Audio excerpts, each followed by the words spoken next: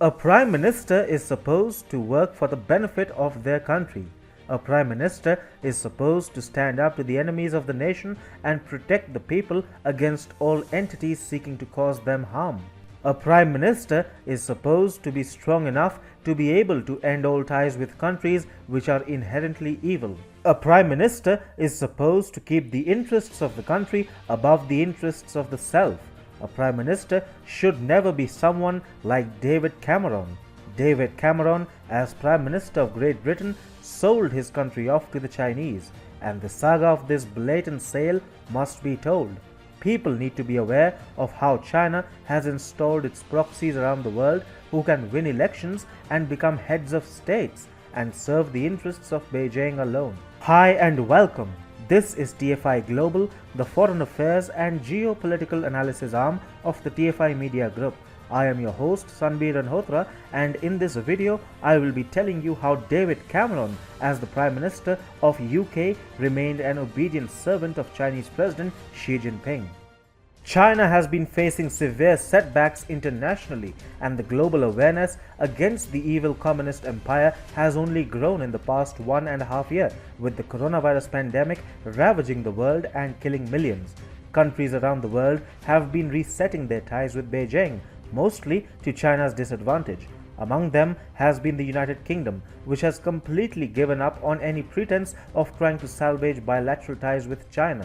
Gone are the days of former British Prime Minister David Cameron, when China was extolled by the UK only to lure Beijing to invest in the country, which was back then preparing to leave the European Union. The Boris Johnson-led UK government is now considering ways to block China's involvement in future nuclear power projects. The move could affect the development of the Sizewell C project in Suffolk, in which state-backed China General Nuclear is set to play a key role. The move to block China from nuclear-powered projects could also spell doom for the Bradwell B project in Essex, where China is the lead developer. China's involvement in nuclear power in the UK dates back to an agreement struck by then Prime Minister David Cameron and Chinese President Xi Jinping in 2015. David Cameron's 6 years in office between 2010 and 2016 really caused extensive damage to Great Britain. The man, as Prime Minister, practically set out on a mission to sell the UK to China under the false promise of a golden era. The era was indeed golden, however, for China and its proxies in Britain alone. For China, it is now hard to believe that less than 5 years ago, Xi Jinping was sharing a beer pint with UK's former Prime Minister David Cameron at a pub in the English county of Buckinghamshire. It is a different matter that China bought the same pub a year later. Ever since, the UK has slipped out of China's hands dramatically, and thank God it has. Since 2013, David Cameron went out of his way to forge warm ties with China.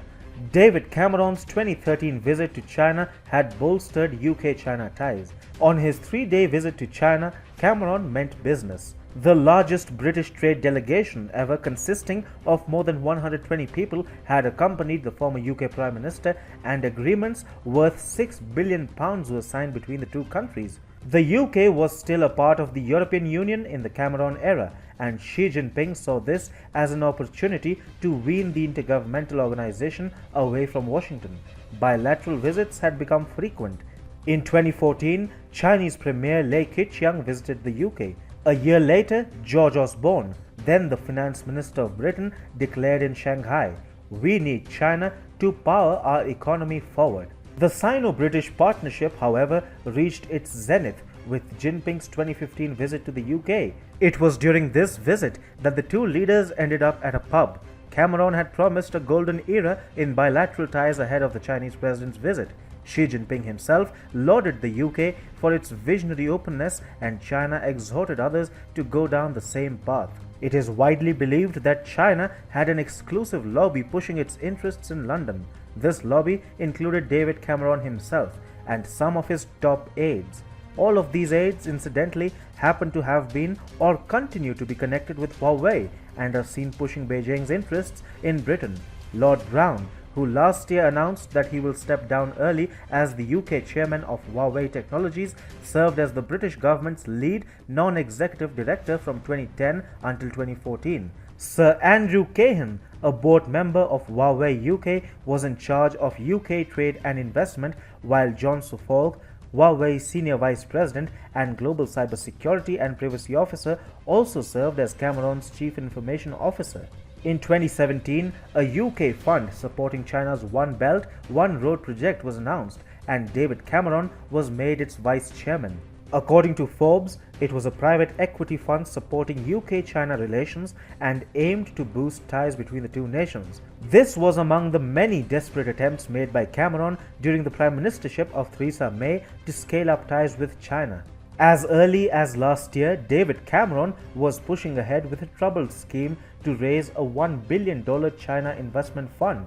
Named the UK-China Fund, the private sector initiative was intended to seek partnership opportunities between the two countries in technology, healthcare, energy and manufacturing. Out of office most certainly, Cameron is definitely not out of bed with China and is still pushing for Beijing's interests to be accomplished in the country. The coming of Theresa May and then Boris Johnson as prime ministers has averted a major disaster for Great Britain, which David Cameron was driving his country right into. Now, the UK is rectifying the criminal mistakes of Cameron and decoupling from the evil empire of China. But for Great Britain to never be haunted by China again, people like David Cameron must never be allowed entry into the country's highest offices, because if they do get a chance, they will sell their countries all over again, much like how they have sold their souls to Xi Jinping.